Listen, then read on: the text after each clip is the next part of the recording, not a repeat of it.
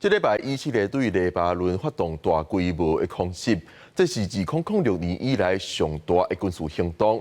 就伫咧拜五、拜六这2天，黎巴嫩的首都贝鲁特就至少有8个人死亡，超过90个人受伤。以色列的总理纳坦雅胡发声讲，会继续对这个真主党发动攻击。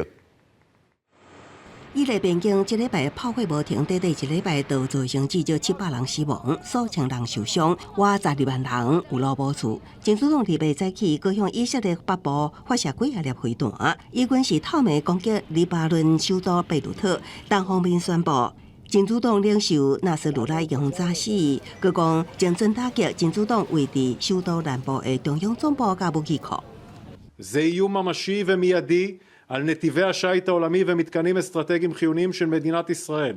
以色列总理纳坦雅胡是伫27个联合国大会上宣布会继续打击真主党，也指控支持真主党的伊朗是策划对抗以色列幕后黑手。约旦警告以色列已经违反国际规范，当咧将中东杀向全面战争。各国也拢呼吁以雷停火，避免中东战事升级。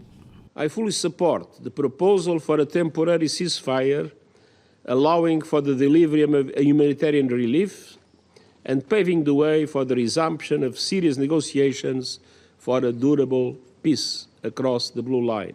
面对中东上新战况，美国白宫发出声明，这次总统拜登已经指示美军伫必要时调整部队伫中东地区的态势。